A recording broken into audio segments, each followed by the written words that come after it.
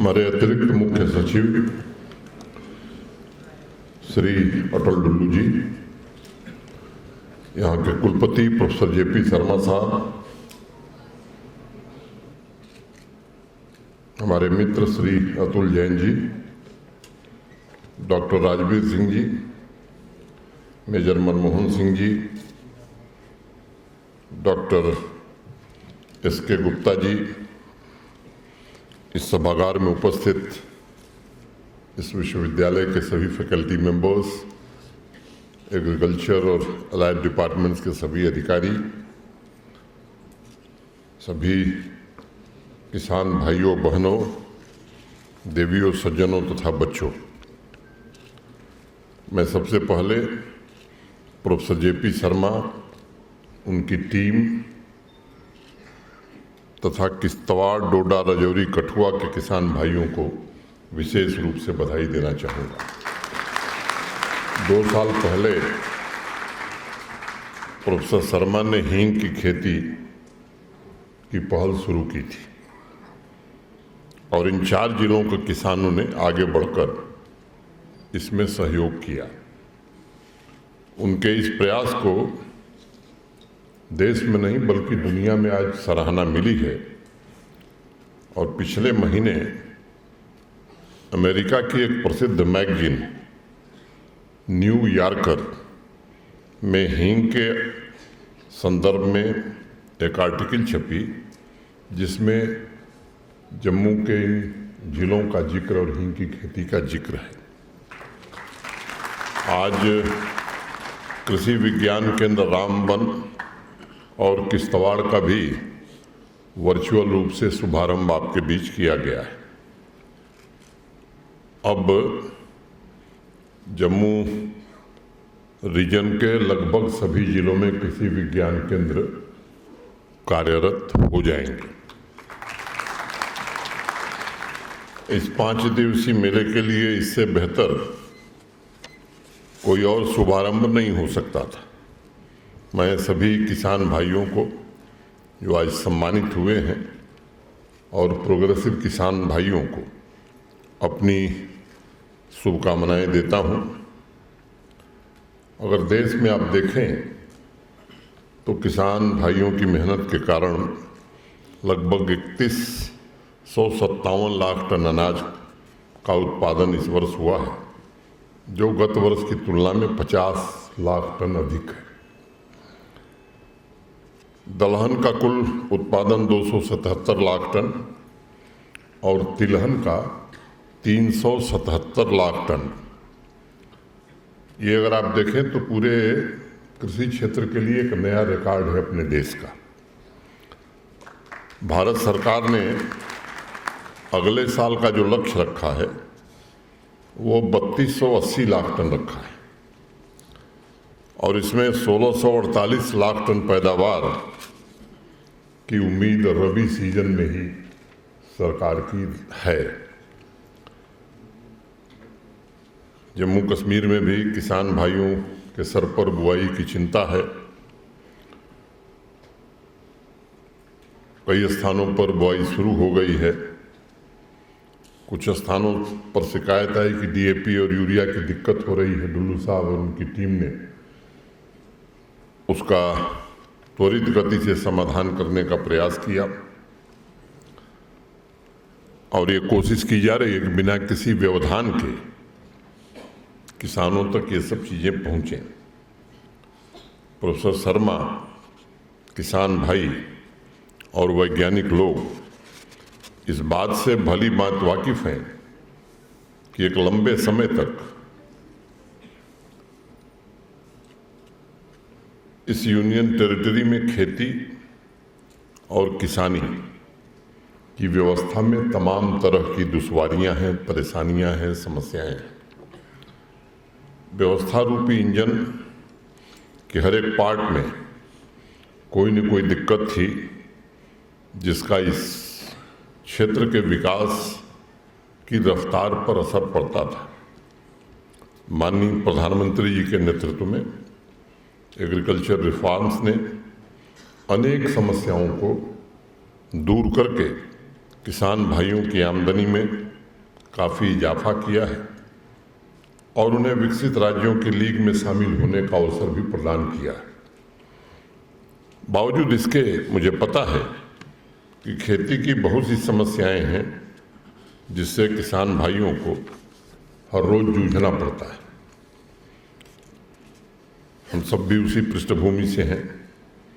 खेती में utopian concept में जो लोग यकीन रखते हैं, मुझे लगता है वो वास्तविकता से थोड़ा मुंह मोड़ लेते हैं। खेती की जो वास्तविक चुनौतियां और जो संभावनाएं हैं, उन पर विश्वास करके काम करना आज ये वक्त की ज़रूरत है, ये समय की आवश्यकता है। पिछले 2-3 वर्षों में जम्मू कश्मीर में भी प्रयत्न हुए हैं और किसान भाइयों की मेहनत के कारण, कृषि वैज्ञानिकों के परिश्रम के कारण और आपसी तालमेल के कारण उनकी समस्याओं को समझने में भी सुविधा हुई है और उस दिशा में काम करने की कोशिश भी हुई है। मैं बात आज कहना चाहता हूं कि श्री अटल डुल्लू जी ने जब से इस विभाग को संभाला है, गंभीर रुचि लेकर के पूरे इस सेक्टर को कैसे ट्रांसफॉर्म किया जाए, उन्होंने समस्याओं को समझने का प्रयास किया है। इन समस्याओं का निदान क्या हो सकता है, इस पर काम करने की कोशिश की है और अभी उन्होंने जिक्र किया, इसी निमित्त 1-2 दिन की वर्कशॉप श्रीनगर में सभी स्टेक होल्डर्स की, जिसमें कृषि वैज्ञानिक भी थे, प्रशासनिक अधिकारी भी थे, हमारे किसान भाई भी थे, सबने मिलकर के चर्चा की और मुझे प्रसन्नता इस बात की है कि चर्चा बहुत ही अच्छे वातावरण में, कमेटी का जिक्र डुल्लू साहब ने किया है, उसमें विस्तार में मैं नहीं जाना चाहता हूं। अब कमेटी ने भी काफ़ी मेहनत किया। उनसे अपेक्षा हम सब ने रखी थी कि जल्दी से जल्दी एक रिपोर्ट बनाई जो 4-5 साल में जम्मू कश्मीर के किसानों के जीवन में बदलाव ला सके और कम समय में ज़्यादा मेहनत करके इन लोगों ने रिपोर्ट जमा करी। एक दिन हम सब ने उस रिपोर्ट को देखा, समझा, फिर किसान भाइयों के साथ किसान एडवाइजरी बोर्ड में उस पर चर्चा की और डुल्लू साहब ने उसके बारे में बता दिया है, मैं उसको दोहराना नहीं चाहता हूँ। किसान 50 से ज़्यादा किसान भाइयों की राय उस दिन मीटिंग में भी सबने ध्यानपूर्वक सुनी। कई बार नीतियाँ बन जाती हैं, लेकिन उनको जमीन पर कैसे उतारा जाए, इसमें कहीं न कहीं गैप रह जाता है, कमी रह जाती है। किसान भाइयों के लिए तैयार किए गए नीतियों के रोड मैप में ऐसा न हो, इसका हर संभव प्रयास किया जा रहा है। मैं भी 3-4 दिन पहले माननीय प्रधानमंत्री जी से मिला था। डुल्लू साहब ने ही मुझे कहा कि आपको मिलना चाहिए। उन्हें भी मैंने विस्तार से इस अपेक्स कमेटी के बारे में चर्चा की और उनसे निवेदन किया कि हमें आपके सहायता की ज़रूरत है। मैं कह सकता हूं कि माननीय प्रधानमंत्री जी ने हम सबको एक तरह से आश्वस्त किया है कि जम्मू कश्मीर की कृषि और एलाइड सेक्टर में जो चीज़ें आप लोग लागू करना चाहते हैं, 29 रिकमेंडेशंस का जिक्र डुल्लू साहब ने किया है, उसमें भारत सरकार पूरी तरह से हमारी सहायता करेगी।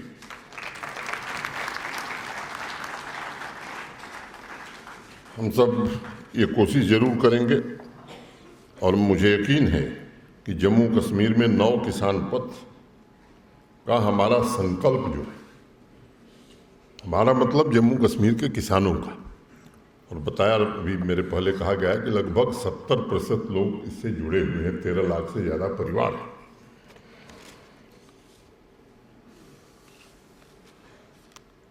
आज के समय में किसान भाइयों की प्रमुख समस्याएं क्या हो सकती हैं? मैं जब सोचता हूं तो अभी मेरे पहले भी लोगों ने कहा, क्लाइमेट चेंज, मिट्टी की उर्वरता में कमी और बायोडाइवर्सिटी का क्षरण, ये भी तेजी से हो रहा है।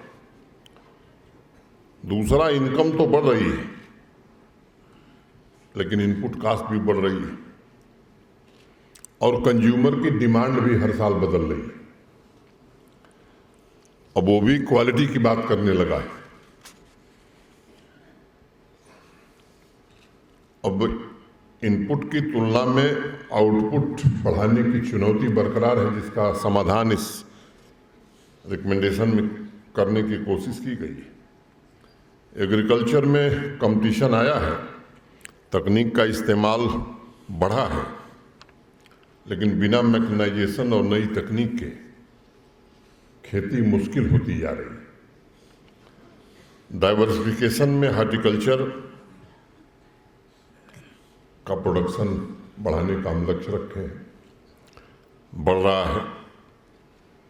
स्टोरेज और बेहतर ट्रांसपोर्टेशन, ये प्रोडक्शन डिमांड करता है। वेस्टेज का अनुपात लगभग 40% है, जो हद से ज़्यादा है, काफ़ी ज़्यादा है। Dairy, poultry, bee keeping penetration अभी काफ़ी कम है।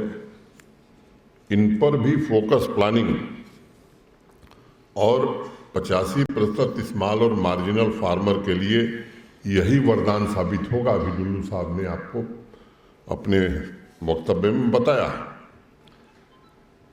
मार्केटिंग लिंकेज की एक बड़ी समस्या है जम्मू कश्मीर की टोपोग्राफी के कारण।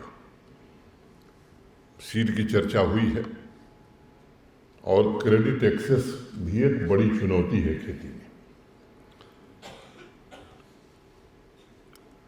और एक नई चुनौती मैं समझता हूं कि इसका भी जिक्र हम सबको करना ही चाहिए।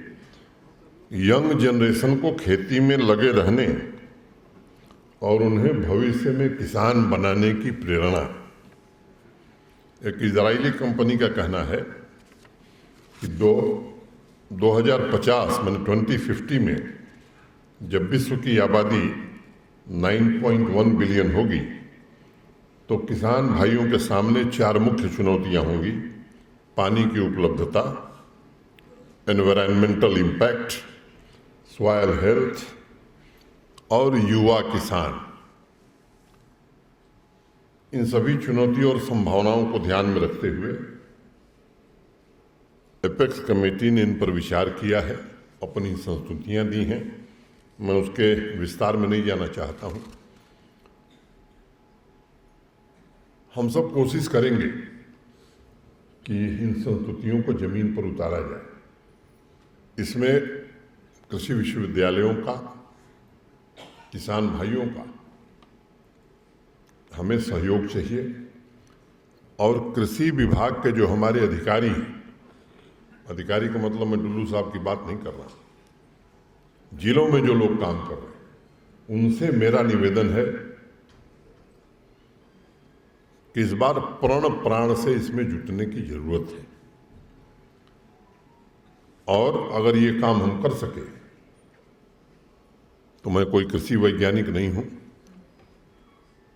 लेकिन मुझे ऐसा लगता है कि बहुत ही कंजर्वेटिव फिगर डुल्लू साहब ने बताई है, थोड़ी बहुत ही जिक्र किया उन्होंने, या कमेटी की रिपोर्ट भी बहुत कंजर्वेटिव मान के इन लोगों ने फैसले लिए। मेरा अपना अनुमान है कि जो उस कमेटी में कहा गया है उससे भी ज़्यादा हमारा उत्पादन और आमदनी बढ़ने वाली है, अगर इसको सही मायने में हम उतार सकें। उत्तर प्रदेश में एक सरकारी नौकरी में थे, हिंदी के बड़े साहित्यकार हुए श्रीलाल शुक्ल। एक किताब लिखा उन्होंने, शहर से गांव में आने वाला प्रत्येक कृषि एक्सपर्ट गांव वालों को कुछ ज्ञान देता था, समझाता था। भारतवर्ष एक खेतीहर देश है। खेती की उन्नति ही देश की उन्नति है। किसान को अच्छी खेती करनी चाहिए और अधिक अन्न उपजाना चाहिए।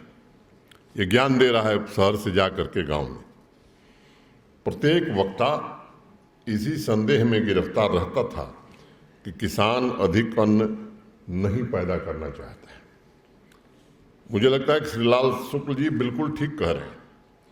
एक तरफ तो हम चाहते हैं किसान अधिक अन्न पैदा करे, पैदावार बढ़ाए, दूसरी तरफ वेस्टेज को कम करने के लिए, इंफ्रास्ट्रक्चर डेवलप करने के लिए वो प्रयास हमने नहीं किए जो हमें करना चाहिए था। इसलिए इस अपेक्स कमेटी ने इन सारी चीज़ों का विशेष रूप से ध्यान रखा है। मैं उम्मीद करता हूं कि अगर इसको जमीन पर क्रियान्वित करने में हम सफल हुए तो निश्चित रूप से जम्मू कश्मीर समृद्धि के रास्ते पर आगे बढ़ेगा। जैसा जम्मू कश्मीर आप सब देखना चाहते हैं, माननीय प्रधानमंत्री जी देखना चाहते हैं, वैसा जम्मू कश्मीर हम सब बनाने में सफल होंगे।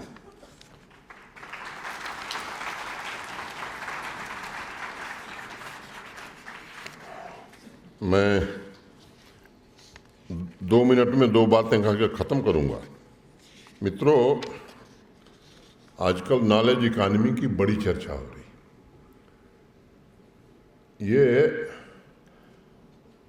गुलामी के कालखंड में या उसके बाद से मैं कहूँ तो निश्चित रूप से हम पीछे हुए हैं इस मामले में, लेकिन वास्तव में भारत अगर सोने की चिड़िया था तो नॉलेज इकॉनमी के कारण था। ये तथ्य हमें जानना चाहिए। दुनिया के जो वैज्ञानिक आज बड़ा दावा कर रहे हैं, अगर इतिहास में थोड़ा पीछे जाएं आप तो आप देखिए कि हमारी स्थिति क्या थी जब दुनिया के देशों को नेविगेशन के बारे में कुछ नहीं पता था।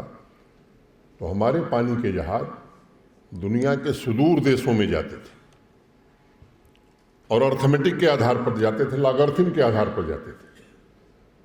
और न्यूटन जैसे वैज्ञानिक ने ब्रिटिश पार्लियामेंट में कहा कि एलॉय स्टील हिंदुस्तान में बनता है, उनके जहाज कैसे पहुंच जाते हैं।